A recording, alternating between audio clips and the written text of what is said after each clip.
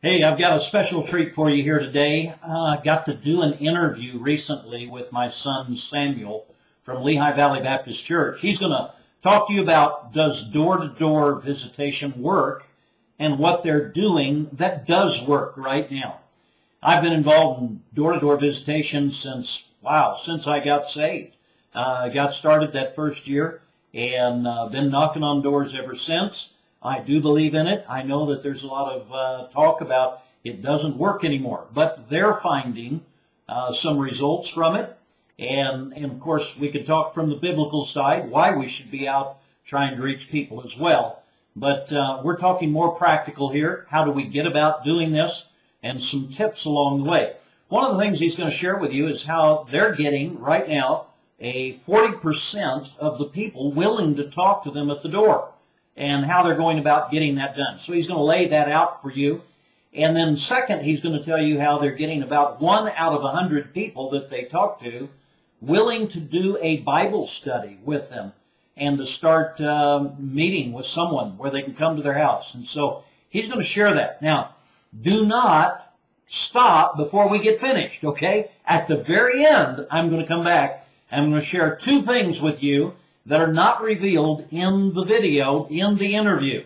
And 2 of those things, one of them especially, helps unlock people at the door. And I found that by spending some time with Sam. We were out knocking doors together and watching him work, listening, and realizing what he was doing that he didn't tell us in the interview. I don't think he was trying to hide it. But anyway, I'll tell you what that is at the very end. So without any further ado, let's head on in to the broadcast. This is Master Ministry, tips, tools, and truths to advance eternal effectiveness in ministry. I'm your host, Douglas Hammett. Let's move into the broadcast now. Okay, this is Samuel Hammett from Lehigh Valley Baptist Church, and Sam was wondering if you could tell us about the outreach program that you're using right now at Lehigh Valley in the community. Okay.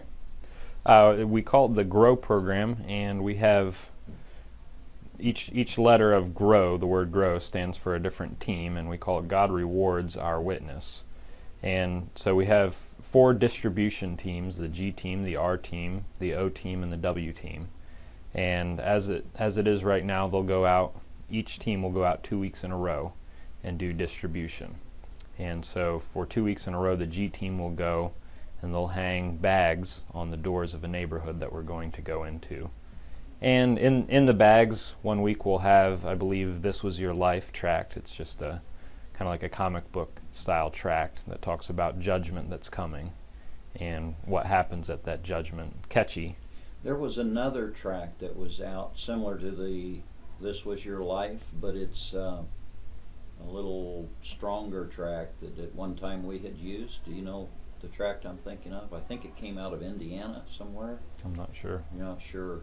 Probably haven't. Maybe we don't reorder that. We used to use that in place of the This Was Your Life, but okay, doesn't matter. Go ahead. So we use tracts like that, and I think we've changed it around a few times here and there just to see how different responses work. And then we also include a flyer in there with some information about the church, our service times, and our TV program information, as well as on the other side is an offer for a free Bible study. And so we'll do that 2 weeks in a row, going and just hanging the flyers on the door. Is this the same flyer on twice? You do the same flyer? No, times, or what? The same flyer, but then the tract is different each week. Okay, all right. So we swap that out. And that gets a lot of folks involved. Going door to door can be intimidating to some people, so this is a great way for people to get their feet wet, to get out and do some evangelism, and great way to involve kids and families and get out and share the gospel some. And then after the 2 weeks are up, we have what we call our SWAT team, Soul Winners Advancing the Truth. And that's a group of people that are willing to go door to door and knock on the doors and talk with people. And so right now we're using a survey, and that survey is about 12 questions long. And it starts out very innocuous, kind of light, and just asking folks what their name is, if they attend a church, what church that is, if they were raised in a church, how they believe the world came to be, whether it was designed, created, or some other means. And then from there it launches into how they believe a person can be born again, how a person can get to heaven, really, is the way the question is phrased, and if they believe people can know whether they're going to heaven when they die or not. And so this really opens up people's minds, it helps them talk, opens up conversations with them, and makes it a little easier to get to the heart of what you want to talk to them about at the door. Because other times it's easy just to get lost in conversation and you don't really get to the heart of the matter. And you walk away from the door saying, oh, I wish I would have said this, I wish we could have talked about this. But it really opens the door and gives you something to talk about. As I remember, your approach at the door is you've got a couple of things you're doing. Why don't we just pretend you just came to the door and knocked on the door, and I'm going to answer it, and then you kind of walk us through what you're going to say to me, and I'll answer your questions. Okay? Okay. So, how's that? Sure. Yeah. Can I help you? Hi, my name's Sam, and I'm from Lehigh Valley Baptist Church. You may have noticed the past couple weeks we've been going through your neighborhood here, and we've been hanging little plastic bags on your door with some literature in there. Did you happen to receive any of this? Yeah, I've seen it. Okay. What did you think about it? Did you get a chance to read it? A little bit. Yeah, I saw it, but haven't really looked at it very much. Okay. Well, no worries. This is our last week coming through your neighborhood, and this time we're going through, and we have a short survey here. It takes about 3 to 5 minutes to go through, and we were wondering if you would have some time maybe to do that with us.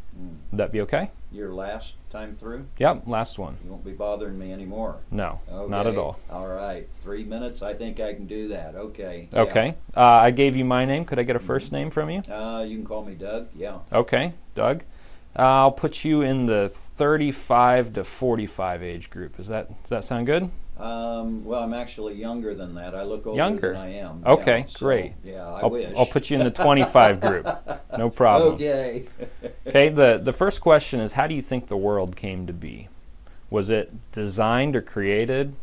Did it evolve, or is it some other means? What's your opinion on that? Boy, I don't know. I would think maybe it just happened, but that's what science says, I guess. Okay. So, Okay, sure. No problem. Next question is, did you attend church growing up as a child? Any kind of church or services? Yeah. Okay.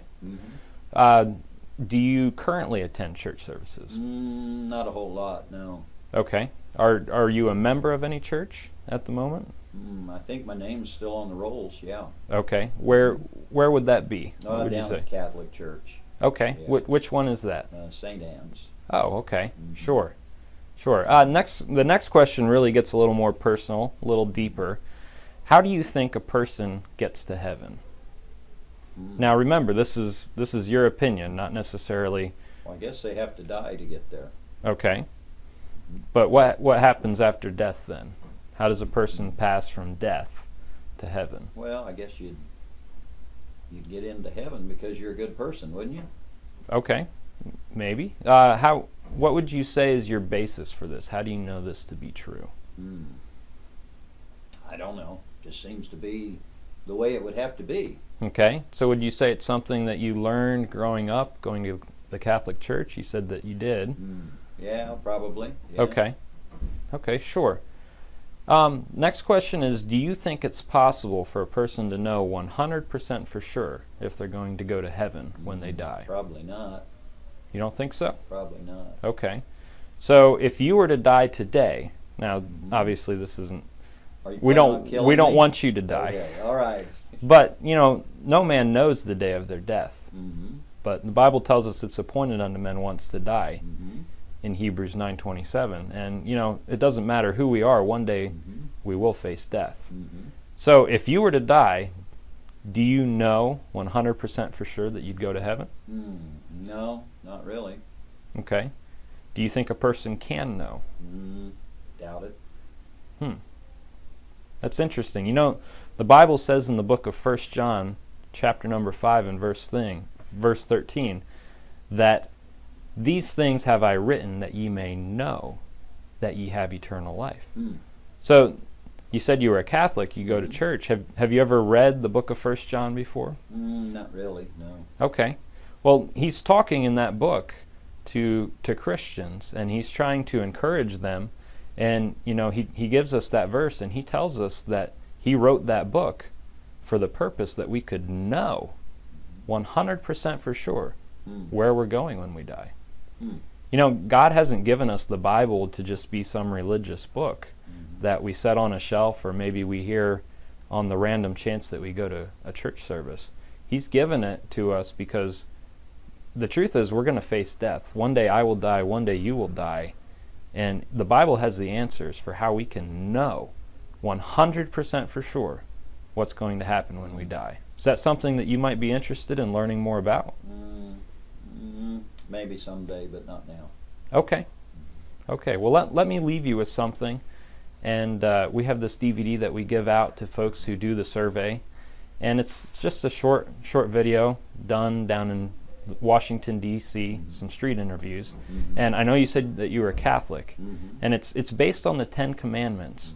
And it just walks through the 10 Commandments with some folks and asking them what standard they think God will use to let them into heaven.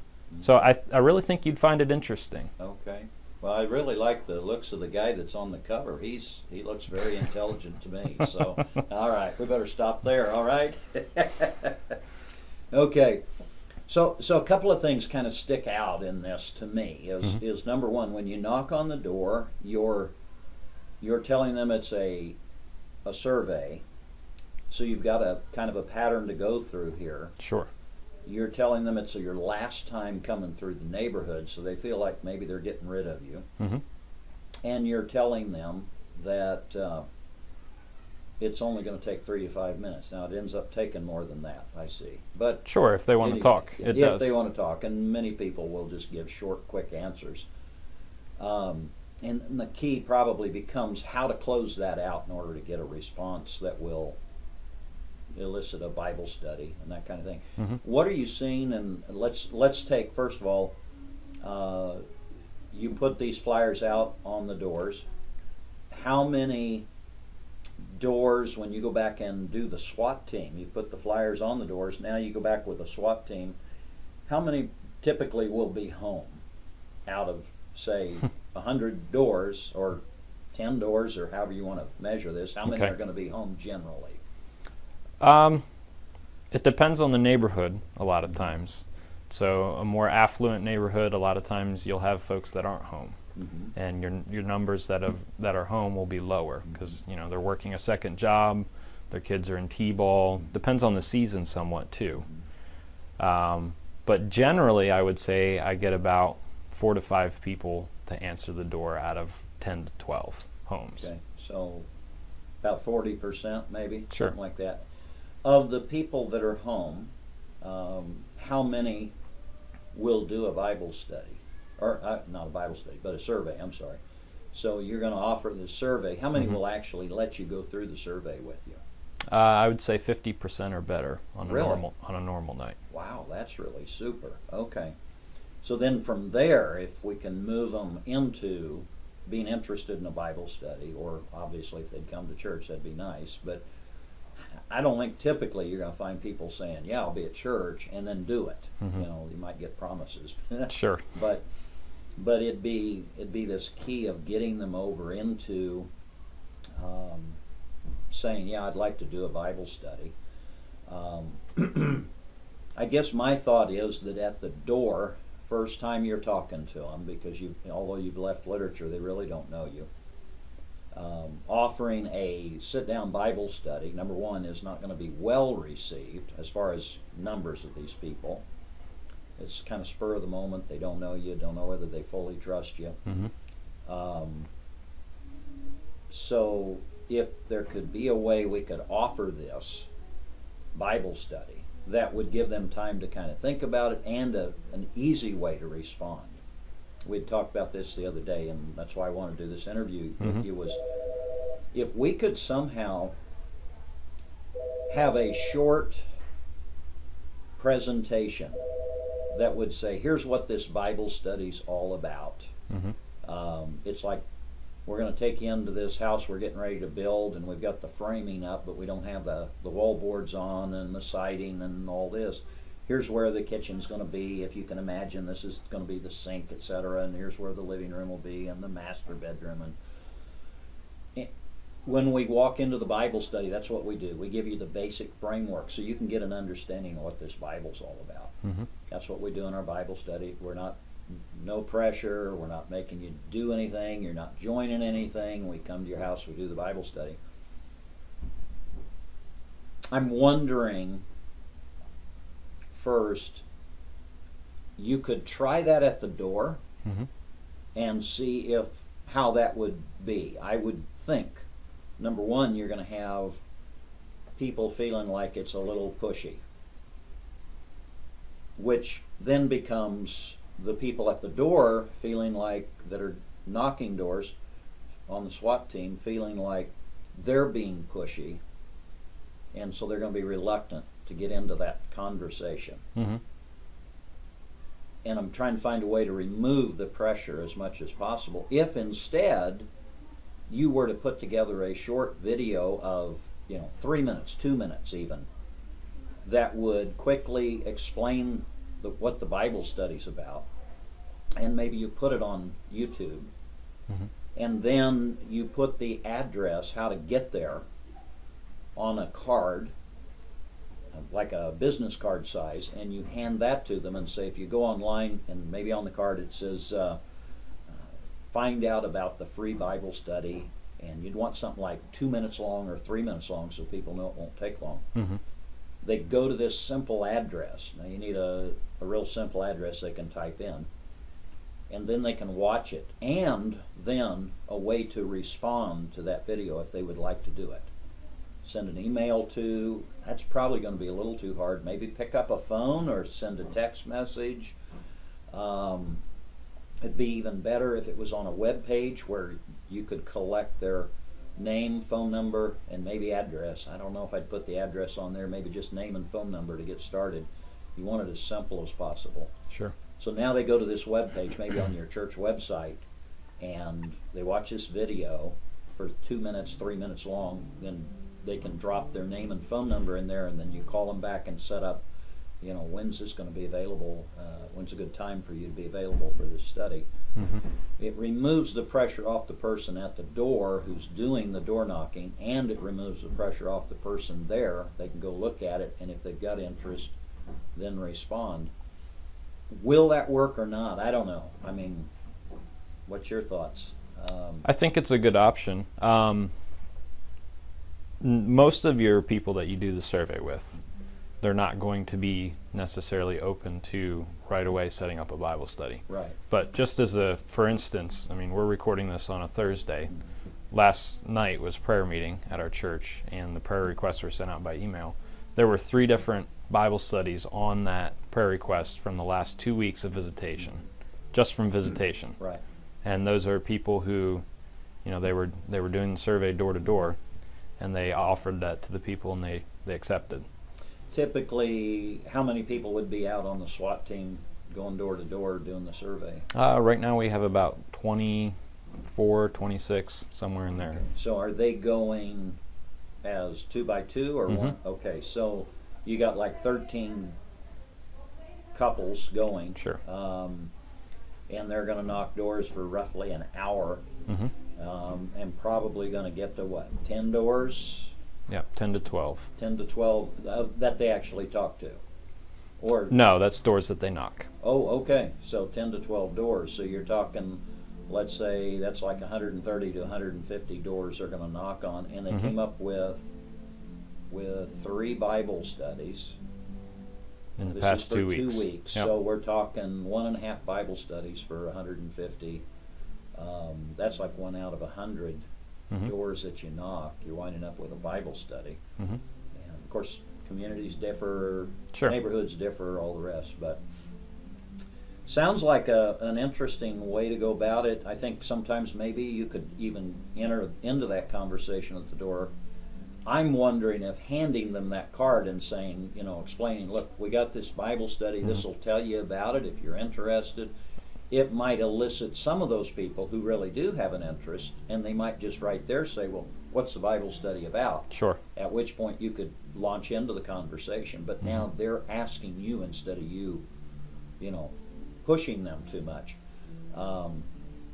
And they have, if they think about it, want to go look at it later, they have that option. Of course, there's always the other side of that in it. If they lay it down thinking they'll do it, and then they don't get around to it. But that's why I'm thinking a very short video is best. So, all right. Any thoughts you'd want to add to this?